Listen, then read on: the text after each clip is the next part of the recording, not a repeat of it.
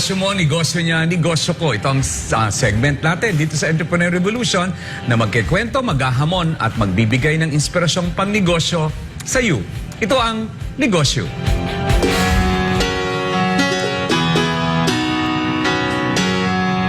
Alam niyo, may kwento ako sa inyong lahat. Naalala niyo yung isang nagbebenta ng shawarma na hindi bumibenta yung kanyang shawarma dyan sa Divisoria. Ginawa niya buy one, take one. At mula nun, ginawa niyang buy one, take one, yung shawarma niya, dinudumog ngayon. At yan po yung kwento ng shawarma shop ni Walter Buenavista. Aba, di po ba, buy one, take one is one business technique na patok sa masa. Siyempre nga naman, you can have two products for the price of one. Hindi lang sulit sa presyo, sulit din sa budget. Ito naging formula ng ating entrepreneur kung bakit lumago ang milk tea business niya. Joining us is the CEO of Double Brew, Antonio Duran Jr. Hello. Hello, sir. Good afternoon. Thank you for having me. Congratulations na sa concept, ha? Yes, sir. So ikaw, antimano, nung tatayo ka ng milk tea na Taiwan, ang inspiration, talagang strategy mo from the beginning, i-double, buy one, take one. Kaya ang pangalan mo Double Brew. Kaya Double D Brew. Yes. Okay, Double D Brew. Kasi nga, yung kinakwento ko sa'yo, yung kay Walter, kaya lang evolving, emerging strategy. Nandun siya sa may Divisoria, hindi nabibenta, ang dami niyang tira.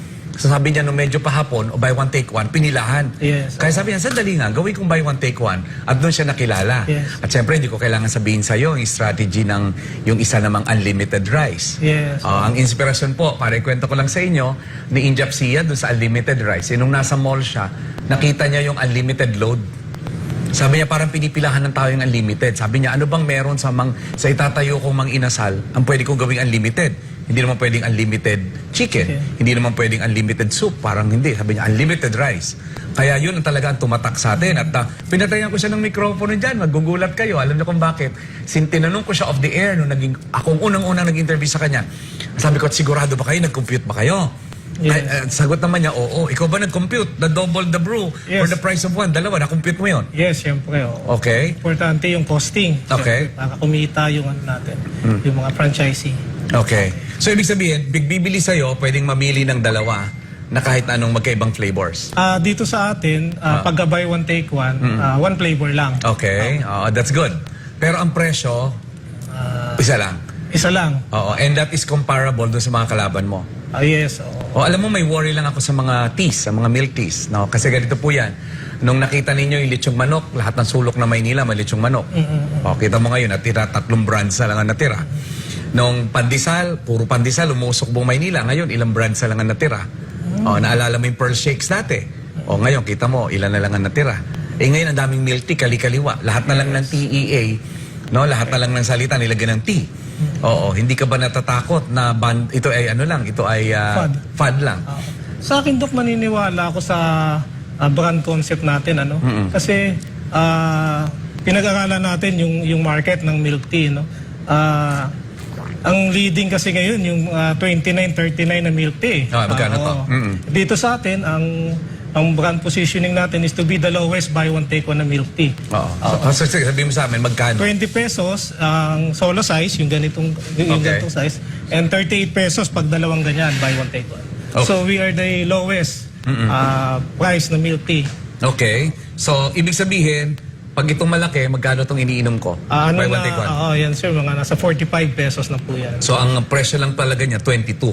Hindi sir, 22.50. I mean yung mga may buy one take one natin, ito lang po, yung mga maliliit na size lang. So, ito, hindi mo ibabay one, take one? Hindi, oo. Bakit hindi mo siya ibay one, take one? Ito malalaki. Magmumukhang mahal kasi ang positioning natin, tayo yung pinakamura at pinakamasarap na buy one take one. So, ibig sabihin, kung bibili ka rin lang at limitado budget mo, dito ka bibili, kasi dalawa makukuha mo for the price of... Actually, mayroon kang savings na 2 pesos. Okay. Kasi ang regular price ng ganitong milk tea, so 20 pesos ito. No? Okay. Kung gusto mo ng buy one take one, 38 pesos siya, mayroon kang less na 2 pesos. Okay, which is good, no? Yes, So, at saka double brew. Akala ko kanina, nung binabasa ko yung listing natin ng guest, akala ko twice brewed yung tea. Hindi, yun. At hindi ka natatakot because meron kang price proposition. Pero alam mo, nakakatakot minsan ang pricing as a strategy. Ikaw naniniwala. Hindi ka baguhan sa negosyo. Yes, Ilang taong ka na sa negosyo? Medyo matagal siguro, may 10 years na rin kami sa negosyo. Okay. Itong milk tea natin, 1 year pa lang din naman. Okay. Pero galing ako sa ibang business na rin. Naniniwala ako, sir, I agree with you na yung price talaga is pang marketing come-on lang yan eh. Kumbaga Marketing pangkaway. In other words, ang pricing po, pangkaway. Pangkaway, Ibig yes. sabihin ng pangkaway, yung pag may nakita kayo, dumadaan kayo sa mall, nakakita kayo ng sale, sisilip ka, sabi mo, uy, sale, kasi alam mong presyo. Yes, oo. So, ina-attract kayo, no? Pero kung titignan mo minsan, hindi naman talaga Yes, sale. oo. O kaya may sale lamang na mga 5 piraso, yung 100 piraso, hindi naman sale. Yes. Pero na ika nga pangkaway, pain. Pampain. O, tapos. Pero ang talagang nagpapa-unlad sa isang negosyo, nagpapabalik-balik sa customer is yung quality, yung lasa. Yun. And sa amin, sir, yung 20 pesos milk tea natin, para yun doon sa mga flavors na pwede ang costing sa 20 pesos. Okay. So hindi lahat ng presyo sa menu ng milk tea is 20 pesos. Dalawa kasi po yung approach, ano ha. May tinatawag tayong massify. Pag sinabing massified strategy, ginawa mong pangmasa. Yes. Okay? Halimbawa, yung pandesal na malaki, na mahal, ginawa mong maliit para pangmasa. Yes. Mas marami kasi yon, massification.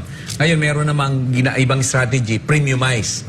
Pag sinabi naman premiumize, yung talagang premium, kokonti yung bebentahan mo, pero malaki ang mataas ang presyo. Presyo, yes. Depende yan sa gusto mong strategy. Tingnan mo sa airline. Di ba may naglabas na ang sabi po nung isang airline it's time everyone flies. Akala nyo siguro ang kinalaban doon ng Cebu Pacific ay Philippine Airlines. Di po. Ang kinalaban po ng Cebu Pacific doon yung dating sumasakay sa barko. Kasi ginawa niya, it's time everyone flies kasi dati-rate yung mga iba nagtsatsaga sumakay ng barko matagal. Sabi niya, okay, wag na kayo sumakay ng barko, sumakay na lang kayo sa aeroplano namin mura. Okay, kaya minasify niya yung approach. Yes. Pero si Philippine Airlines, hindi siya sumabay doon. Kasi si Philippine Airlines naman, meron siyang, nagpipremiumize siya. Kaya may business class siya, meron siyang mga ibang level ng passenger. So, depende po yan sa tinatarget mong market. Target market. Teka muna, ang location, mahalaga yun. Saan ka nandun? Yes, very important, sir, yung location. Kasi alam mo yung natap nating market is yung mga high school, elementary students. Ayun, ay baon lang nun ni 30. 30. 20 pesos, may milk tea na sila. Tapos meron siyang hopya. O meron siyang sandwich. Pasok sa budget. Pasok sa budget. Kasi yun ang target mo. Yes, oo. O pero pag nilagay mo ito sa mga premium school, halimbawa, baka sabihin nilang, why cheap? Di ba? Parang ganon. So, depende talaga po. Ang tuturo ko lang po sa inyo sa negosyo, ano ho? Kilalanin nyo muna yung target market mo. Yes, very important. Ang tawag doon, persona. Alam nyo yung persona. Yung pag pumikit yung mata mo, kilala mo anong itsura niya. Yes. Anong itsura niya, siya sa dumadaan, magkanong baon niya, saan siya nakatira, no? Mga ganong bagay. At pag na-attract nyo sila, kaya mo na sila ngayong i-hook at kaya mo na ngayong sabihin, maging loyal customer sila. O, di ba? That's the process po. Yun ang approach mo. Kumusta naman? Nung nag-umpisa ka na ni-launch mo na gano'n, anong response nila? Actually, yung first store natin na nabuksan lang last year, no? July 28, 2022. So, yan yung original concept, yung 2038. So sa ganda nung naging response ng market, so in just 1 month, nakapag-open kami ng second store. So, okay. After ng second store, the rest is history. Kasi dumating yung December last year, meron na nakapag-open ako ng 6 na company-owned stores. Okay. Tapos ngayon ang franchise Ang dami, mo.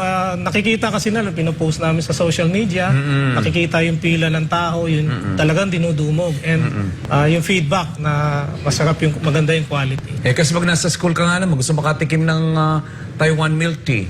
Ano? Sasabihin mo, sandali, gusto ko makatikim yan. Oo. O pwede nga sabihin mo sa kaklase mo, bayaran mo ngayon. Saka generation ngayon, Dok, Libre mo, gusto nila, naka-milk tea sila, nagsiselfie sila. Oo, yun talaga. Kaya nga ito si Mayora mo, si Mayora Iska. Sino ba si Mayora Iska? Si Mayora Iska, siya po yung ating brand ambassador. Okay. Mayor ba talaga siya? O Mayora Iska Actually, lang ang tawag? yan Mayora lang yung screen name. Pero Okay. DJ siya ng sa radyo. Okay. Nanaintindihan ko na. Okay. At siyempre, now that your pricing attracts them, pain mo yung pricing, pag natikman nila, doon ka ngayon mag-establish ng sasabihin nilang, ay, sulit. Sulit, yes. Ang tandaan nyo po, huwag kayong gagamit ng salitang mura kasi pag mura, pinagdududahan. Yes. Halimbawa, minsan sobrang mura. Halimbawa, bumili kayo ng tosino, sasabihin mo, benta mo 100 per kilo. Bibili ka? Hindi pa lamang hindi ka bibili. Sabi mo, paano nangyari to? May duda ka. So, kapag ngayon, wag kaya hindi mura ang labanan. Ang labanan ay sulit. Yes, yung value for money. Okay? Yes. Ang English po doon ay value. Kaya nga, dapat sulit. Kaya halimbawa minsan sa amin sa review industry na meron tayong pag-uusapan mamaya, no? Meron yung iba, sasabihin nila, libre naman. Online na lang ako. Okay, manunood na lang ako, bayad lang ako ng 50-50 pesos per session. Pero tanungin niyo po kung sulit yun. Kasi number one, importante yun. Pumunta kaming abroad.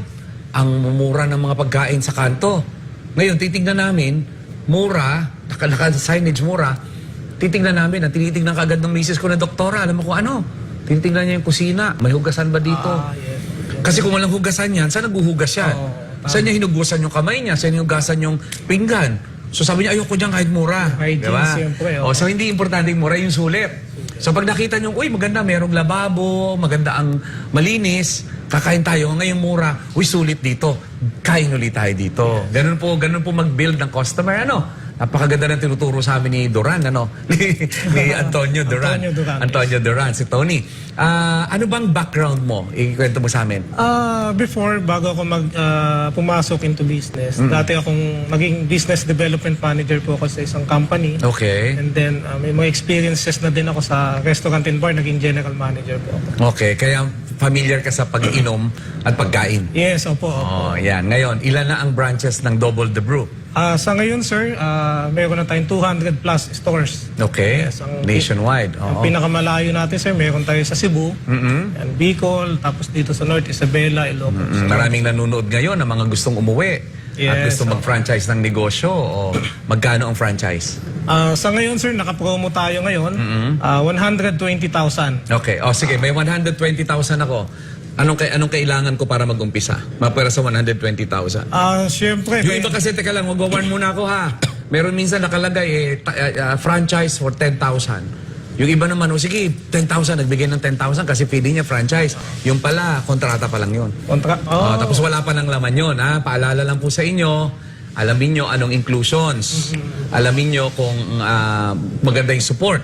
Yes. No, importante yung magandang support. Kasi ako, napapaso ako minsan dyan, akala mo maganda yung support, yung pala wala. Walang support. Mahirap yun, ha? Alamin nyo yun. Alam nyo kung saan manggagaling yung sagot sa tanong na maganda ba ang support. Huwag doon sa franchisor. Huwag doon sa nagpapa-franchise. Punta kayo sa existing franchise, hanapin nyo yung partner doon, yung franchisee doon, kausapin nyo, kumusta naman? Madali ba sila mag-deliver? Kumusta, malakas ba? Pag hindi maganda feedback, huwag na, mag-adapt kayo ng iba. Ikaw, ganun ha? Ganun, pag naghanap kayo ng Double Brew, bago kayo tumawag kay Anthony, tumawag muna kayo, maghanap muna kayo ng isang franchisee. 120. Bigay ko sa inyo 120. Anong kailangan kong ihanda? So aside dun sa inclusions na mga, may kasama na kasing inclusions yun, Dok. Which are? May mga tools and equipment na yun na magagamit sa operations, and then may mga paunang ingredients na yun. Okay. So may uniform, may menu, as in complete na rin yung franchise. Ang mahalaga training. Yes, we provide hands-on training. Para sa owner, require namin yung owner na mag-train. Owner mismo, Yes, para hindi independent sa empleyado. Yes, tama po. Tapos, mas madali lang pero i-manage. location? Sa location, mayroon kaming 1 kilometer interbranch distance policy. Okay. Para hindi nag-aagawan. Pero kailangan siyang may kiosk or cart. Yes, depende sa kanya kung anong store type yung gusto niyang gawin para sa store niya. May mga designs tayo ng... Ito nakikita ko parang garahe lang yung isa eh. May yung iba garahe, yung iba naman talagang full-blown na store. Di, alam mo, simple lang yan ha. Meron kayong konting garden dyan sa bahay ninyo, sa probinsya. No? Tapos meron kayong ilang mga kubo-kubo dyan, o Yes, kaya mga table-table. Yes, Mag-franchise kayo nito na pakinabangan nyo yung mga garden nyo. Marami kasing lugar sa probinsyang bakante. Gawin nyo, i-open nyo yan sa community, magugulat kayo. Meron nga akong concept sa Palawan na yung homestay. Alam mo yung mga bahay po ninyo, magaganda kung tourist spot yung lugar ninyo. Ayusin nyo po yung mga ilang kwarto ninyo. Ayusin nyo ang salas ninyo, ang kusina ninyo. Marami po ngayon turista ang hinahanap homestay. Yes. Kasi yung homestay, pupunta ka sa isang bahay ng may bahay, makikitira ka doon, may experience mo yung local life. Magposo siya doon. Isa may mga bata na mayayaman na pupuntang probinsya, gusto nilang magbomba ng poso, mag-igib ng tubig, diba? O kaya manghuli ng manok.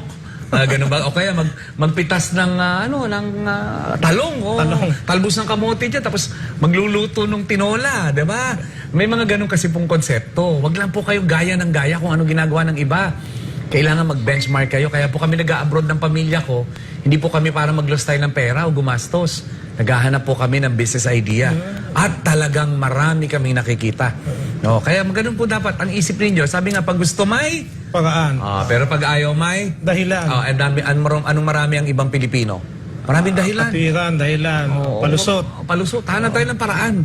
Para-paraan lang. At natutunan mo yan. Yes. Bilang empleyado, ngayon ay entrepreneur. Entrepreneur. Ilan taong ka empleyado?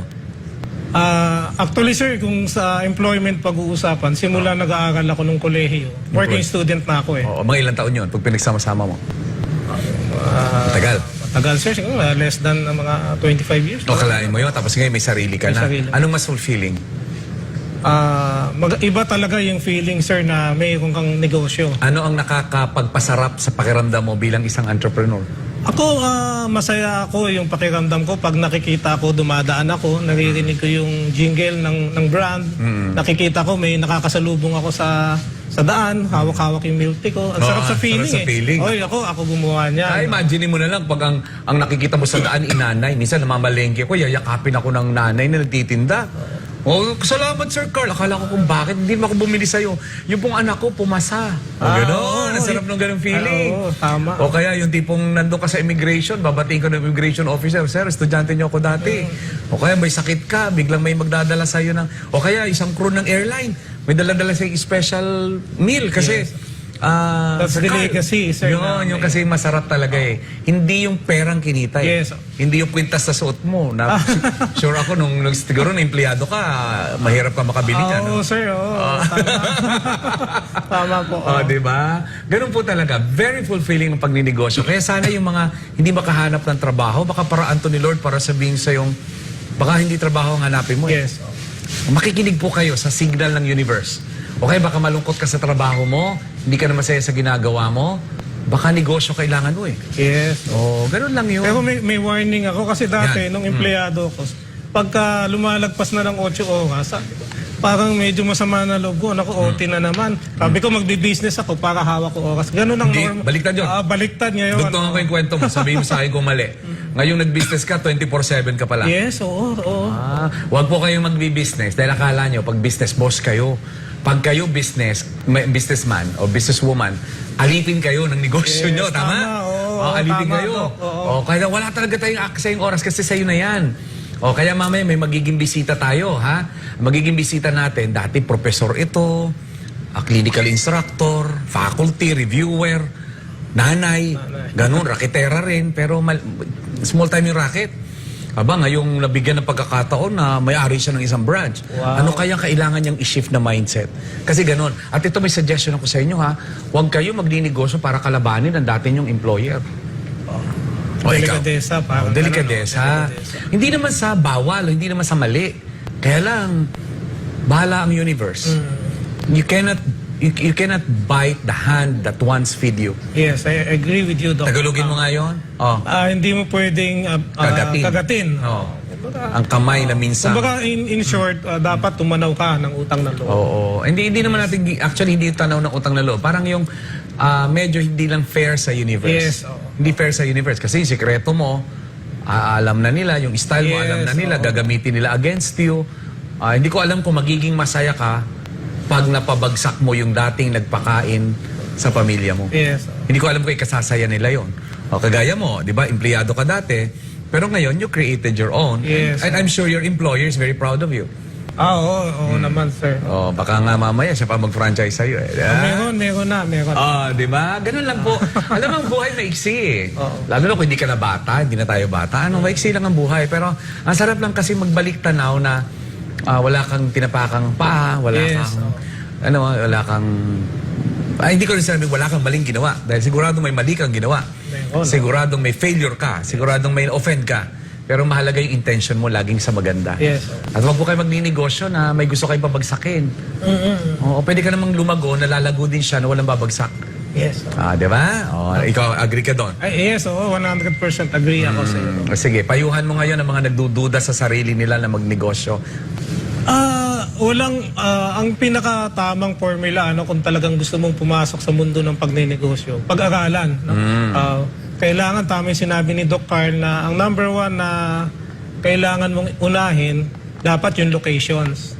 Hindi guaranteed na maganda yung brand, maganda yung established na yung brand, yung positioning sa market. Kung mali naman ang location, so tama yung sinabi ni Doc. Tama yun. Yes, so, kailangan pag-aralin mo yung market. Pag-aralan mo Dapat si market. match yung market doon sa brand mo. In your case, kilalang-kilala mo yung gusto mong i-attract.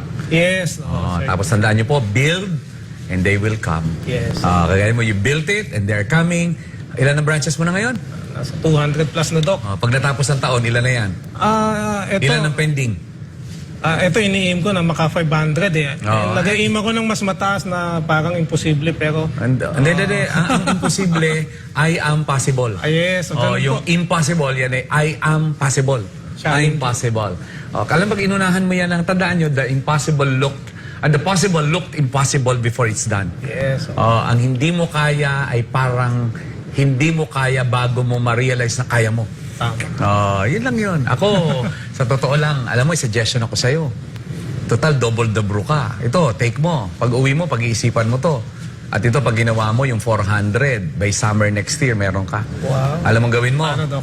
Gawin mong buy one, take one, yung franchise. Actually, meron kaming promo. Kaya lang hindi buy one, take one siya. Pero Hindi, alam mo- buy 3 franchise, get 1. Hindi, buy three, get one. Yes. Hindi, gawin mo buy one, take one.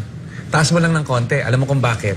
Kung naniniwala ka sa franchisee mo, bigyan mo siya ng mas maraming oportunidad para palaguin ang negosyo niya habang pinalalago ang negosyo mo. Yes. Kasi kung successful, halimbawa, suggestion ko sa'yo, meron ka magaling na franchisee, huwag ka na maghanap ng iba.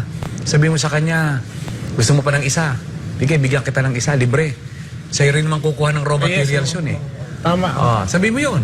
Bakit ka mo? Kung meron ka na nga nilang 200, 200. meron ka dyang 20 40%, 20% niyan, alam mo na, 20-80 principle. 80-20, Pareto principle. Pareto. Ang 40 dyan, ang top 40 dyan, paborito mo. Yes. Ang top 40 dyan, the best partners. O yung 40 na yun, bigyan mo ng tigigisa. 80 na yun. Plus yung 80 mo, ilan na yun? Mas madami. Think about it. Yan ang advice ko sa iyo. Siguro sa lahat ng episode direct na gagawin natin ng Entrepreneur Revolution, magbibigay ako ng advice dun sa entrepreneur. Na pag ginawa nila, balikan nyo ako. Sabihin nyo, mali ako kung mali ako. Pero kailangan purihin nyo yung show pag tama ako. Yes. Diba? Hindi, kasi ganito po yan. Meron 20-80 principle, Pareto principle. 20%, ilista mo lahat ng franchising mo from most compliant to least compliant. Okay, yung top 20 niyan, yan ang responsible sa 80% ng sales mo. Results. Yes. Ng result mo. So ngayon, kung dinoble mo yung top 20, yung top 20 mo, yung 80 hindi 80, magiging 160. 160. Pero yung 80% mo, 20% lang ang binibigay nun. Ngayon, hanapin mo yung top 20 mo, doblehin mo sila. Total, naniniwala ka sa salitang double. Give them another branch, and you'll be surprised that their 80 for you is not 80, it's gonna be 160%. Yes. It's more than double of what would have been. Hindi mo kailangan ng marami. Minsan, alam mo yung marami, nakakatakot yun. Baka ma-overwhelm ka. Ayun nga. Be strategic. Alright, maraming salamat Antonio Duran Jr., the Chief Executive Officer of Double the Brew. Pag tama yung advice ko sa ginawa mo, balikan mo ako. Tulad ng ating mga entrepreneurs ngayon, gusto nyo rin bang ma-feature ang negosyo mo sa show? I-flex mo, negosyo mo. Proudly flex your business. Tell us about it and we'll talk about it in our show. Magbabalik po kami. Pag-usapan naman natin ang susunod. Ang salamin na yari sa kahoy ang frame. Tingnan natin.